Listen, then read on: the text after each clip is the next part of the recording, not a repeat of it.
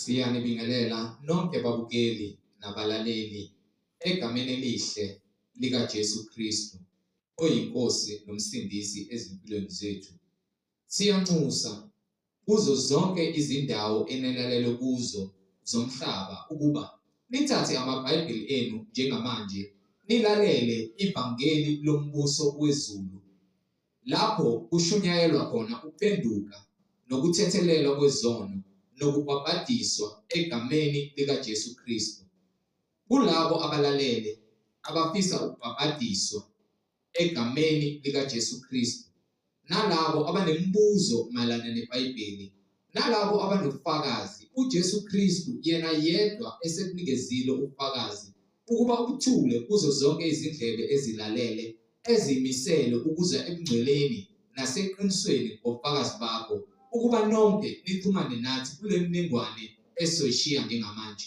Ngizoqala nge-email address ethi izwilenkosi.ujesukristu@gmail.com, izwilenkosi.ujesukristu@gmail.com, noma i-cellphone number noma i-WhatsApp number la ungakwazi ukuxhumana nathi khona ethi 066 566 9245, 066 566 9245. Izintshumayelo nezimfundiso ziyatholakala zonke ku-YouTube, lapho ungahlala khona phansi uphethe iBhayibheli lakho, ulalelisise, uhlolisise imibhalo nathi ukube ngabe lokho okuzwayo kushunyayezwa khona, ufundiswa khona, kuyafakazelwa yini izwi lenkosi kuJesu Kristu. So ku-YouTube uzosearcha uthi izwi lenkosi kuJesu Kristu, izwi lenkosi kuJesu Kristu. Ungakhohlwa ukusubscribe, ungakhohlwa futhi nokupressa i-notification button ukuze ngaso sonke isikhathi uzoyithola izimfundiso eziphilileyo ezisiholela eqinisweni nasebungcweleni ngokwemfihlakalo yemibhalo engcwele. Ungakhohlwa nokushirisha i-link nabo bonke abantu obaziyo ukuze wonke umuntu omaziyo ahlolisise inkolelo anayo nafundiswe yona ngokwemibhalo engcwele, izwi lenkosi uJesu Kristu. So ku-YouTube sharisha i-link nawo wonke umuntu omaziyo, izwi lenkosi kuJesu Kristu, izwi lenkosi kuJesu Kristu. Ake sigobise amakhanda sibonge Baba wethu esezulwini ngalesikhathi samanje okuba sikwazi ukuba sihlanganyele silizwe ilizwi lakhe kuzo zonke izindawo esihlangene kuzo. Ake sigobise amakhanda sikhuleke. Baba wethu osezulwini, mangcoliswe igama lakho, umbuso wakho mawufike, intando yakho mayenziwe emhlabeni njengasezulwini. Usiphe namhlanje isinkwa sethu semihla ngemihla, usithethelele amacala ethu njengokuba nathi sibathethelela bonke abasonayo. Ungasingenise ekulingweni, kepha usindise kokubi, ngokuba umbuso ungowakho namandla nobukhosi kuze kube phakade. Amen. Balaleli nani bazalwane, yamkelani umfundisi umhlengi Zondi ozobe sihola ngokwemfihlakalo yemibhalo, umoya ongcwele ekhazimulisa isibane sezwe, uKristu Jesu oyinkosi nomsindisi. Amen. Amen. Siyanikelela bazalwane egameni lenkosi uJesu Kristu mninimandla onke. Silokhu sithule bona ubufakazi ngawe imibhalo ukuthi yinye inkosi, yinye inkolo, munye umbhabhadiso egameni likaJesu Kristu. Ayikho enye indlela yokuphila ngaphandle kwaleyo esiyabelwe uNkulunkulu ngothando lwakhe okubuhlungu, ukuthi siyathandwa, sifundiswa ukuthanda, kepha lo thando asiliboni futhi asiluzwa.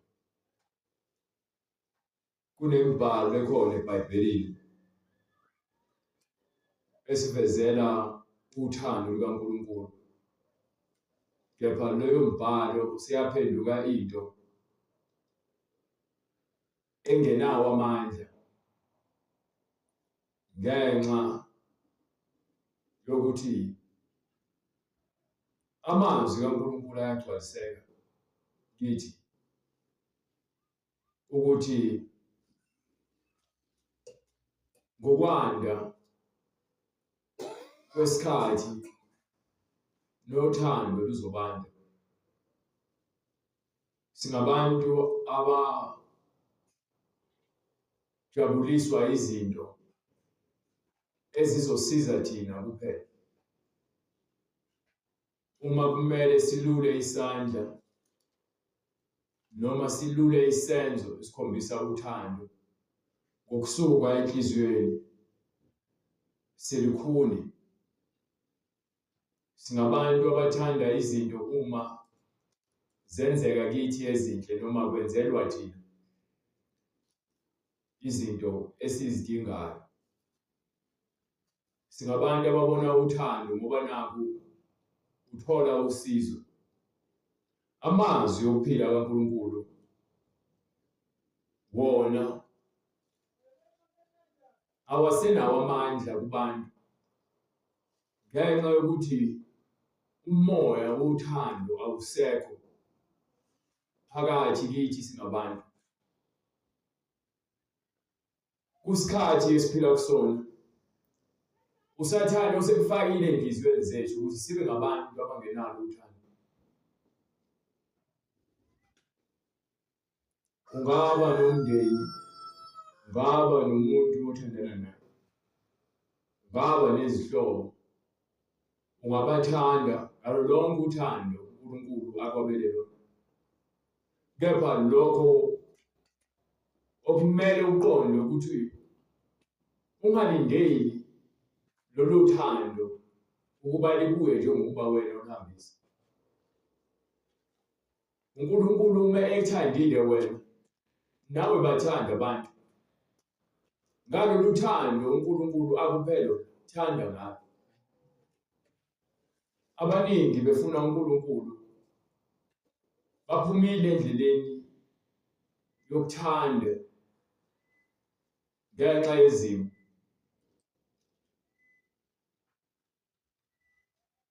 Siyabakhalela abantu mabefa beshona phansi emgodini.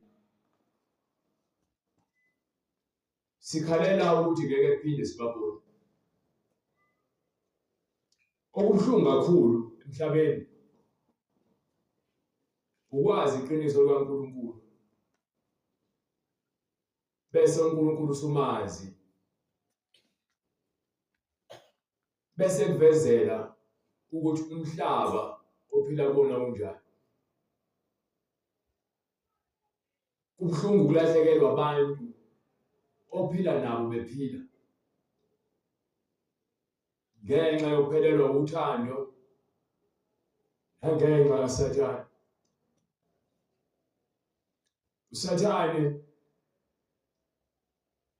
uyiqedile imindeni ngenxa yempakamo. Uthando alisekho phakathi kwabantu. Uthando alisekho emabandleni. Abantu bayasitheka ukuza kuNkulunkulu ngenxa yamakholwa nangenxa yabafundisi abangenalo uthando lwabantu. Bezifunela lokhu abakufunayo okuqondene nalokhu abakukhanukayo. Kunzima ukuphilela uNkulunkulu kulesikhathi esiphila kusona njengamanje. Abantu befile behamba ngenxa yokukhula kothando noma ngenxa yokukhula kwezono.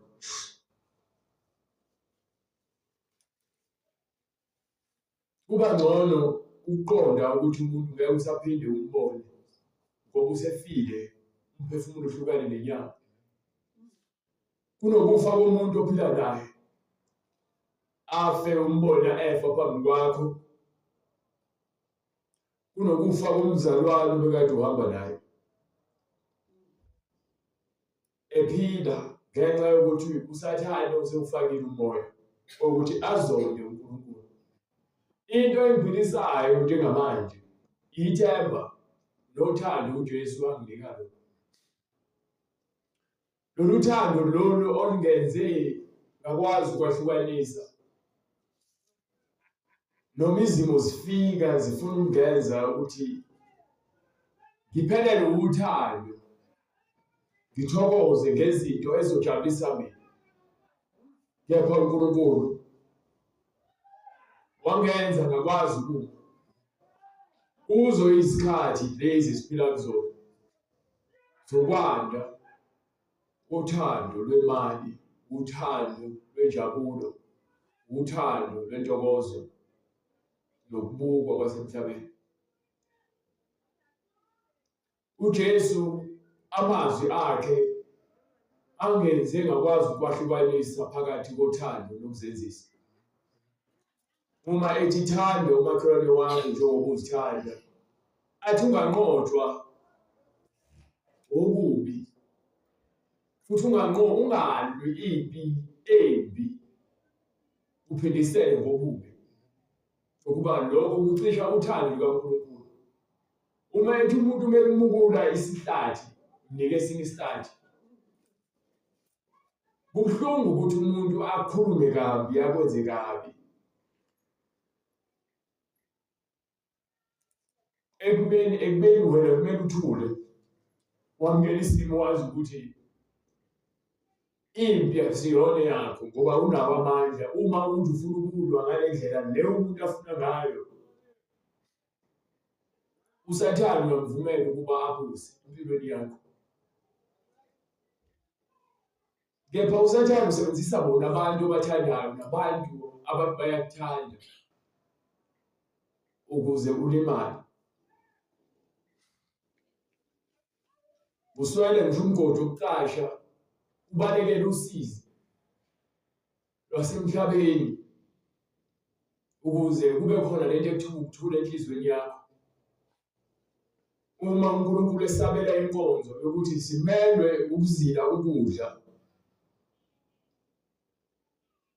sithandaze, ayikho lula leyo nkonzo yokufuna uNkulunkulu inhliziyo yakho yonke ukuthi alungise wena, khona uzazi ukuthi wena ungamisa kanjani. Kepha izinto eziningi siyazilungisa ngendlela esibhidliza ngayo, futhi ngokuba inzondo, ulaka, umona nobuqili kuyakusebenzela okwesikhashana, ngesikhathi izinto zihamba kahle for wena. Kepha ikusasa lizokhombisa ukuthi isinqumo osithathile ngesikhathi uzama ukuzisindisa noma uzama ukuzilwela sinomphumela wokuthi kubhidlizeke konke lokho ukuthi uyakwenza. iBhayibheli lithi sivuma ukuthi siyamazi, siyamthanda futhi uNkulunkulu.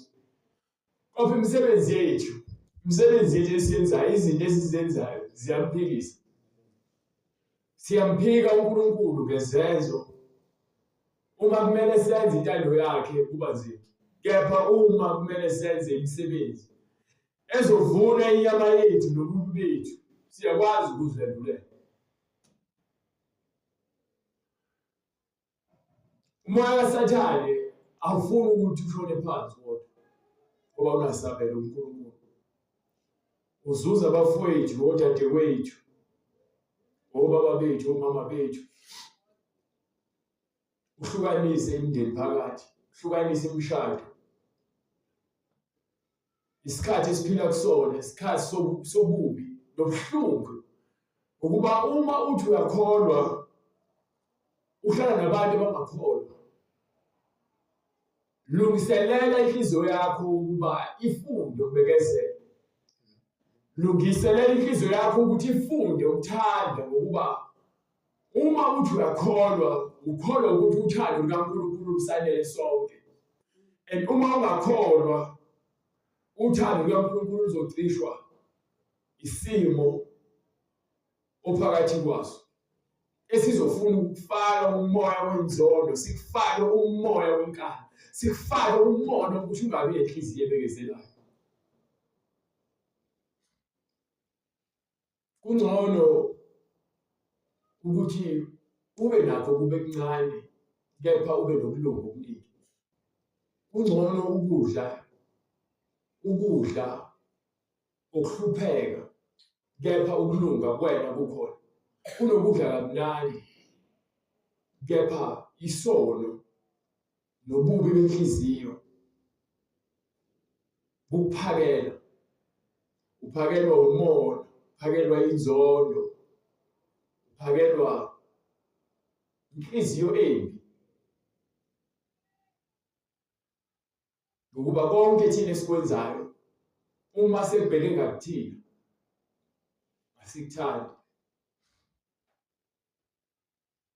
Angifuni umuntu ophenduka eze kuNkulunkulu ngenxa yami. Kepha umuntu owamukela uNkulunkulu ngokuba umlunga kwaNkulunkulu uyakuzwa futhi uyakubona. Uyafuna ukuphenduka. uNkulunkulu osithandile, lento ukuthi uNkulunkulu wasithanda. Wanikela ngomuntu oyedwa olungile. Ukuba ngokufa kwakhe lowo muntu, ngokuvuka kwakhe, uvuke thina sonke. Ukuba lo muntu wakwazi ukuphila ngamandla kaNkulunkulu. Simele ukudlula ezinhluphekweni, simele ukuthi sibhekane nezimo ezizosenza sibone ngazo ukuthi impilo yethu ayindaba. Kepha uJesu uthi megcwalisa omunye ethi Nkosi ngicela utshele umfowethu ukuthi ahlukanise ifa nami. uJesu ubani ongeza umahluleli umhlukanisi wamafa phakathi kwethu. Uthi qaphela umoya wokuhala. Qaphela umoya wokuhala. Ukuba impilo ayikho ekutheni unani noma unengcebo engakanani. But impilo ingobulunga nobuqotho obufanele kube phakathi kwakho njengomuntu. Kepha umoya umhabholo kwenza ukuthi ungabhekani nendlela oyihambayo, ekuhambeni kwakho ubheka abanye abantu. Ukuthakatha nokuwa komuntu uqala ngaphakathi enhliziyweni yakhe engeneliseki. Inhliziyo yakhe ehlezi ikhononda ngokuphumelela kwabanye abantu nangesimo abhekana naso empilweni yakhe. Ekufiseni kwakhe ukuthi abe nokuhle bese abuye ngazi ukuthi ukulibala kwakhe kungenxa yabanye abantu. Sinezangoma nje ezisitshela ukuthi abantu bayasithakatha ingokuba uSathane usebenzise zona ukuze kungeke kube khona ukuzwana phakathi kwethu singabantu.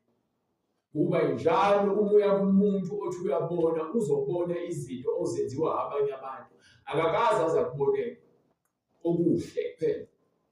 Njalo bakubonela izinto ezimnyama ukuze wena empilweni yakho uzokholelwa ekutheni uma kungahambi kahle kwena ngokuba khona umuntu okwenza kabi. Loyo nto leyo iqeda uthando. Impilo esiphilayo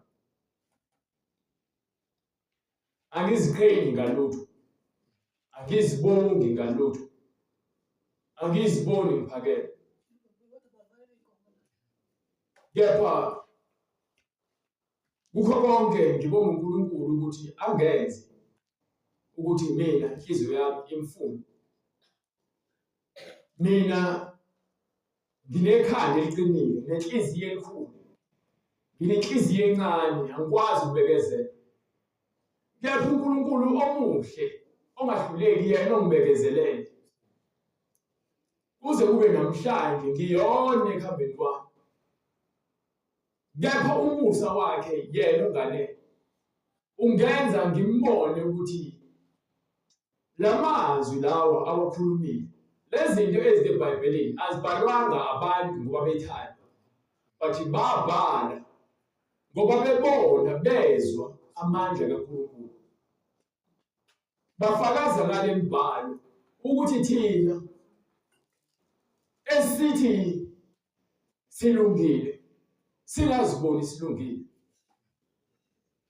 sazi ukuthi khona olungile ngaphezulu kwethu, futhi yena ukulunga kwakhe akulinganiswa nokomuntu, nokuqonda kwakhe akulinganiswa nokwami.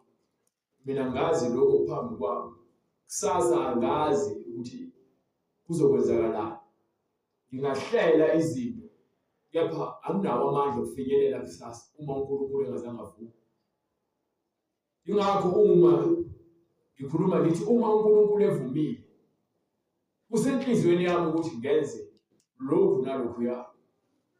Ukuba bengiziphathele ukuphila ngaba sikho nesidingo sokuthi ngicabanga ukuthi kusasa ngifuna ukwenzani, ngoba ngabe sengazi ukuthi kusasa ngifuna ukwenzani ngikwenze imali. Kepha ukuze kufakazele ukukhulu nobuhle bukaNkulunkulu ngifanele ukuhlela izinto, ngifanele futhi ukuba nethemba. uNkulunkulu akanalo ithemba. uNkulunkulu akahleli lutho. Yonke into ayabele mina emhlabeni seyibekiwe indlela ekumele ngihambe. Ibekiwe indlela, yabekwa indlela engakuzani, ngakubi khona ukuthi kumele ngihambe kanjani. Kepha njengoba ngiphila manje, isikhathi engizalelwe kusona nangaphansi kwaso, uSathane ubengazi ngami, ubengazi futhi ukuthi impilo ebekelwe mina yiphi. Izinto azibekayo uSathane uzibekela ukuthi zijabulise mina njengamanje, kube izinto engizozithokozela, ezizongiqhubekisa. Ukuthi ngiyaphi uyazi, kepha ukuthi ngizohamba kanjani akazi. Ingakho ebeka izinto endleleni yami ukuze mina nginake lezi zinto lezi engizothi mengifa zisale ngemuva, bese kuthi lebe kumele ngiye khona ngingabe ngisafinyelela. uNkulunkulu uyasithanda sonke, and ulwazi lwakhe uwenze ngakho konke okusemandleni ukuthi sibe nokwazi ukuthi khona uNkulunkulu. So uSathane uveza ezinye izinto ezingacishe zifane noNkulunkulu ukuze ekuveleni kwazo lezo zinto kube khona abazoqhubeka babe nothando lwalezi zinto lezi. Yonke into edaliwe esibonayo noma esingayiboni edaliwe idalwe uNkulunkulu. Angikwazi ukukholwa nokukhonza into edaliwe uma ngithatha uthando lwami ngithande imali kakhulu. Imali yakhiwe ngezinto ezidaliwe. Imali ayinaso isono, kepha uthando lwami ngemali lwakha isono kimi. Umuntu wesifazane engimbonayo emuhle udaliwe. Abantu besifazane uNkulunkulu benzile bahle, kepha mina uthando lami uma lizoba kubantu besifazane lingabi kumuntu wesifazane engizomthanda ngokomshado, engizomthanda ngenkanuko. Uthando lwami sengilunikele kwinto edaliwe uNkulunkulu. Uthando lukaNkulunkulu ngeke lusabonakaliswa kimina ngokuba sengithanda into efana nami edaliwe. Uma uthando lwami lusezimotweni, inhliziyo yami ngeke izibe kuNkulunkulu. Bona abafowethu bengamagitsi, abafowethu beyizinkabi, odadewethu bedayisa ngemzimba yabo, odadewethu bezinikela kwizinto ezizokwenza ukuthi imizimba yabo isetshenziswe abafana ukuze balale bedlile noma bagqoke kahle noma babe nemali. Izikhubekiso lezo ezibekiwe uSathane ukuthi thina lento ekuthiwa uthando singayazi.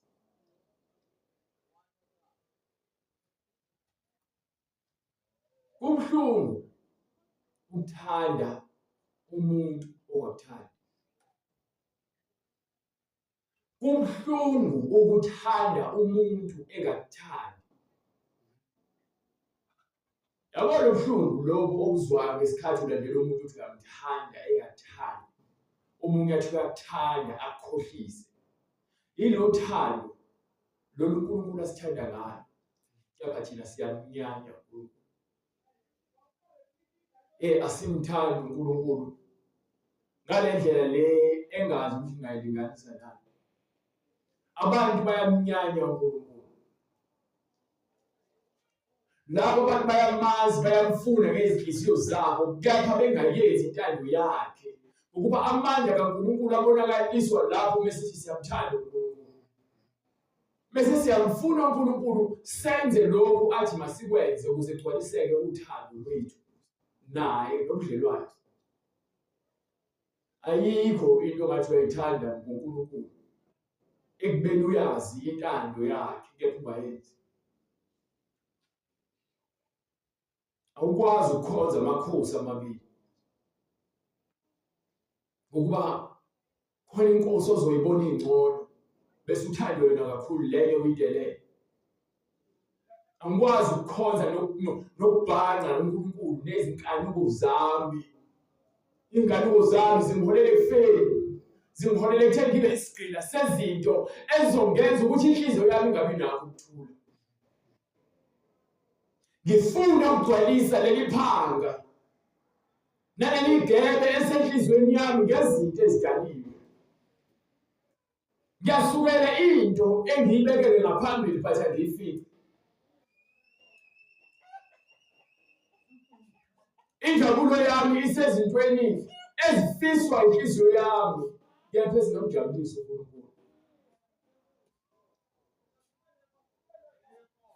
Indaba yokusindiswa uku-understanda uthando lukaNkulunkulu. So manje asiqondi uthando lukaNkulunkulu. Ingakho sifuna ukuzenzela noma kanjani. Simelwe ukuzalwa kabusha. Ukuzalwa kabusha ukuguquka kwengqondo yakho. Ukugcwaliswa ngezwi elivela ezulwini. Elizokwenza ukuthi wena ube umuntu ongcono, ube isibonelo phakathi kwabantu, ube ukhanya phakathi kwabantu, ube umusa phakathi kwabantu, ube uthando phakathi kwabantu, ube ukuthula phakathi kwabantu. Kuyisabelo sayilo nalowo ufuna uNkulunkulu. Leso sipho sivela kuNkulunkulu. Ukuba khona phakathi kwakho kwabantu, makube uthando, makube ukuthula, makube umusa. Ukuba khona phakathi kwakho kwabantu. Lezinto ziyashoda kubazalwane. Umusa, abanamusa, abanazwelo abazalwane. Uthando. Balibonakalisa ngokufuna ukuthi bebekhombisa uthando benzele ukubukwa. Ukuthula akukho phakathi kwabazalwane. Umoya wokuhleba, umoya wenzondo, umoya wokuphikisana, umoya wombango. Abantu abasalwazi uthando lwabanye abantu. Abantu bahlonishwa ngoba nabo kuthiwa wenze lokhu nalokhuya. Abantu bathandwa ngoba bethiwa wenze lokhu nalokhuya. Thandela ukuthi unasiphi isikhundla, usebenza kuphi, uhamba nganhlobo yemoto. Abantu bayibiza ngothando lo. Angikhulumi ngezitha zikaNkulunkulu, mina abantu abasebenzela uSathane, abathuka ivangeli. Labo umvuzo wabo uNkulunkulu.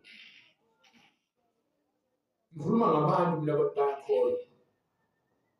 Umuntu okholwayo usaba uNkulunkulu, akasabi omunye umuntu ofana naye.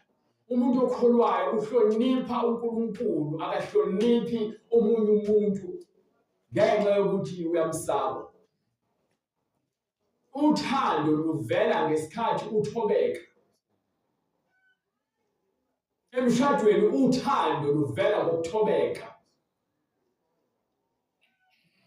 Uma lithi iBhayibheli nani makhosikazi zithobeni kubantu eninabo emshadweni. Njengoba noJesu weza emhlabeni ezofela abantu bakhe ukuze labantu bakhe basindiswe ngenxa yakhe. Umele ukuzinikela othandweni lukaNkulunkulu ukuze ukwazi ukuphilisa umuntu oseduze kwakho. Ngoba le mali onayo ngeke iziphilise. Lezi moto onazo ngeke ziphilise. Ubuhle bakho ngeke buphilise. iBhayibheli ligqugquzela ukuthi uhlobe ngomuntu wenhliziyo. Usathane wenza ukuthi ubuhlungu bakho ufuna ukuthi utshele abanye abantu ungasatshela uNkulunkulu. Uma utshela abanye abantu uveza ngentukuthelo ubuhlungu bakho nangenzondo. Ngiyacela uNkulunkulu angithethelele izikhathi zonke ukuthi ngumuntu obuya ngezwe, kepha kusenhlizweni yami ngokuzinikela ukuthi intando yakhe ngiyenze. Ngingaziboni ngihlakaniphile emehlweni ami, ngingaziboni futhi ngilungile, ngingafuni futhi ukuthi abantu bangikhonze noma bangisabe, kepha ngiyenze intando yakhe ukuze emsebenzini yami engiyenzayo abonakaliswe amandla kaNkulunkulu, ukuze ukukhanya kwakhe kukhanyiswe ngokuba khona kwami lapho engihamba khona, kuzwakale kubonakale yena uNkulunkulu ngamandla akhe. Ngoba ngeke ungisize ngalutho ukuzuza uthando lomuntu ngenxa yokuthi ngifuna athande mina, kepha uthando lukaNkulunkulu lungafakazela ukuhamba kwami. Ngithanda uNkulunkulu ngokuba ungithandile. Ngithanda uNkulunkulu ngokuba yonke into ayikhulumile ngezwi lakhe ingukuphila. Ngiwufakazi ngokuba amazwi akhe ngiyawenza. Lapho khona ngihluleka khona uyena engicela ukuthi angisize. Kepha ngiyakholwa ukuthi izwi likaNkulunkulu linamandla ngokuba ungitshela lento lengafunwa inyama yami yokungahloniphi, ukuthi ayilungile lento ongahloniphi. Engiyayibona lento ongahloniphi nongahloniphani ukuthi iyasilimaza. Ungitshela ukuthi ngingafakazi ezindabeni zamanga. Abantu abazwani ngenxa yalezinto lezi uNkulunkulu azibalulile ngezwi lakho ukuthi ngenxa yokungakholwa abantu abazwani, abantu bayazondana. Yini ungakholwa? Izwi lokuphila elihlukanisayo likunike umphawu nefa lephilo phakade. Ukulunga kwaNkulunkulu izwi lakhe ungaphindi, ngoba ngeke uzuthande ukuthi uphingele. Ungantshontshi, ngoba ngeke uzuthande ukuthi untshontshelwe. Hlonipha uyihlo nonyoko, ngoba nawe ngelinye ilanga uyoba umzali. Kuyoba buhlungu izingane zakho uma zingasahloniphi. Thanda umakhelwane wakho njengoba uzithanda. Uma ungamthandi omunye umuntu, nakuwena lobuhlungu obuzwayo uma ungasathandwa yilobuhlungu omunye umuntu abuzwayo uma ungamthandi. Angikhathali ukuthi inhliziyo yakhe ithini njengamanje, kepha uNkulunkulu ulungile. Akubona kuphela ukuthi kufanele ngivuke obafileyo. Kuyilokho nje ukuze ukuthi uma ngenza lento eshiwo uNkulunkulu nginokuthula. Noma abantu bangathini, kepha nginokuthula. USathane uyafuna ukungifukuzisa inhliziyo yami ingabi nakho ukuthula. uNkulunkulu ungikhiphile ogibeni ukuthi ngibe isifebe, wangikhipha ogibeni ukuthi ngibe isidakwa, wangikhipha ogibeni ukuthi ngibe umqambi wamanga, wangikhipha ogibeni ukuthi ngisabe, ukuthi ngizolala ngidlile, ngizogqokana, ngizolalaphi. Angicikile ndawo, anginalo elinye ithemba ngathi ngizophila ngalo. Uma ngixakekile angicabanga ukuthi kufanele ngihambe ngesangoma sokutshela ukuthi ubani ongekho happy noma ongajabulile emndenini osafa. Khona ngizokwazi ukuthi mina ngithi-ke ngizocela ukuthi ngithole imali ngibezele umsebenzi, ngingakwazi ukuzitholela umsebenzi. Impilo yami isezandleni zikaNkulunkulu, engiyikho, enginakho, engisazoba yikho. Angikwazi, kepha ngiyaphila ngokukholwa. Ngikholelwa ukuthi uma ngase ngethembe ukuthi uma uNkulunkulu evumile ukuthi ngiphile ngizophila. Uma uNkulunkulu evumile ukuthi ngibe nekusasa elihle ngizoba nalo, akukho ezandleni zami. Ngoba abantu abaningi kuthiwa amakusasa abo aqhakazile, kepha indlela abayihambile uyazi. Uyayazi indlela oyihambile. Uyayazi indlela oyihambile. Uyazazi izinqumo ozithathile uwedwa.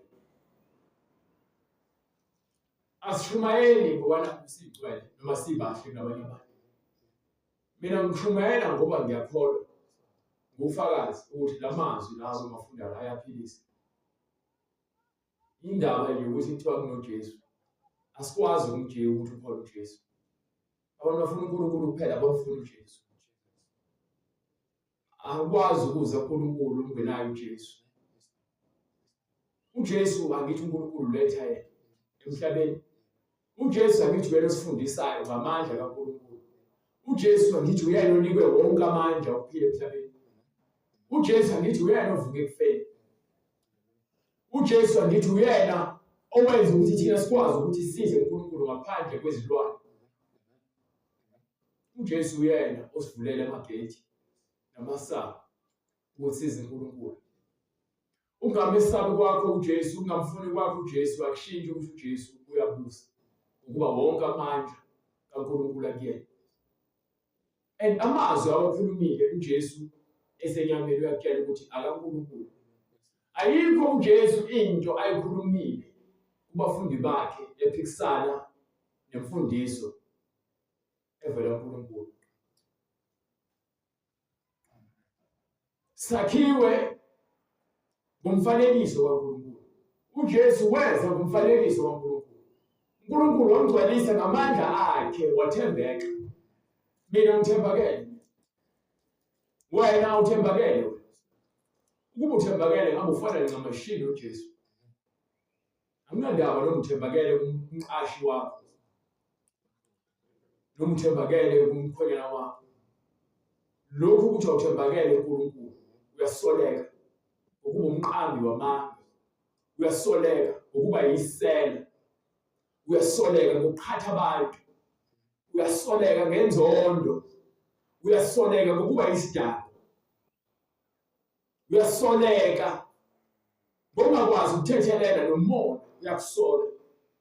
Ukuba lo Nkulunkulu engimkhonzayo akazifuni zonke lezi zinto engizibalayo.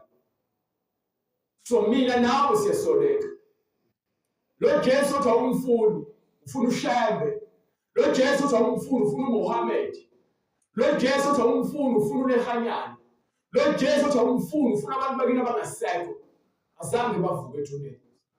uShembe azange azavuke ethuneni. uNehanyana azange azavuke ethuneni. uMaria azange azavuke ethuneni. Ilo Jesu kuphela.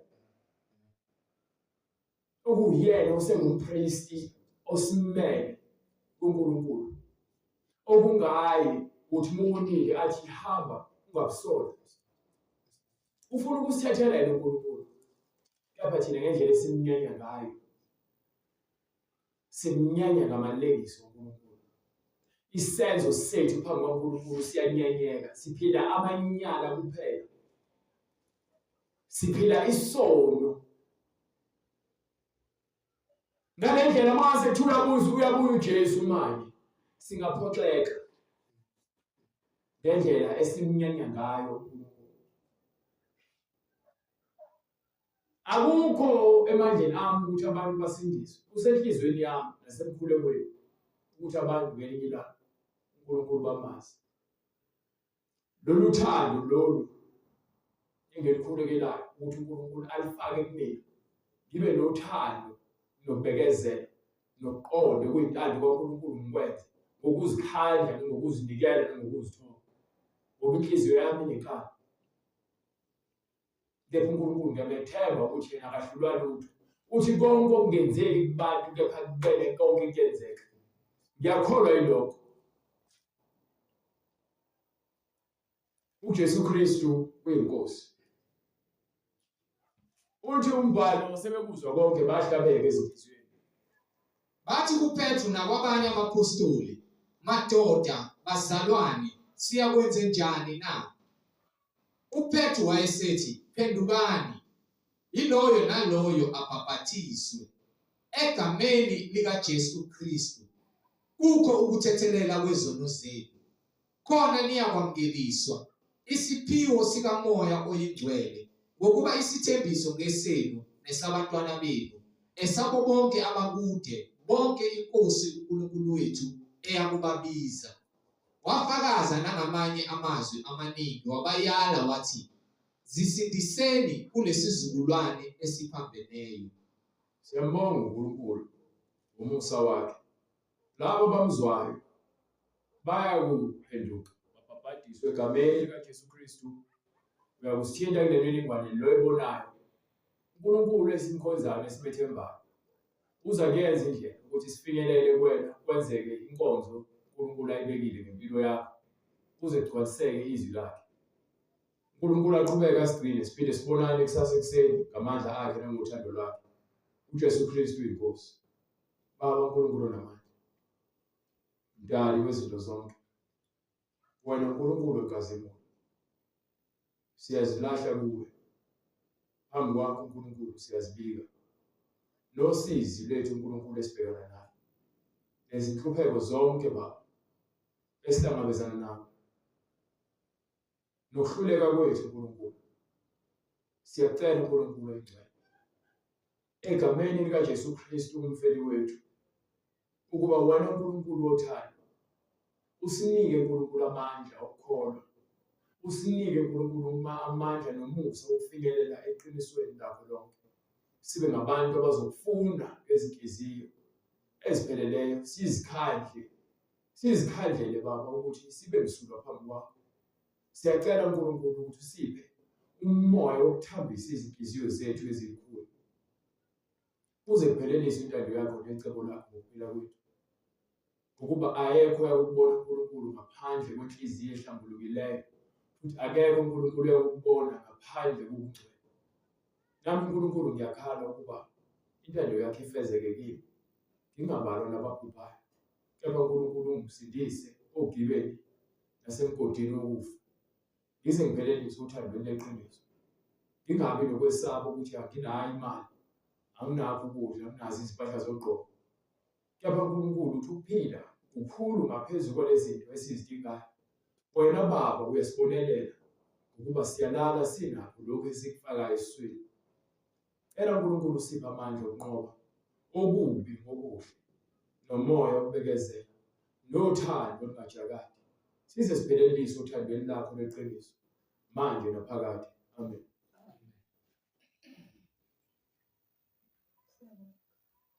Amen.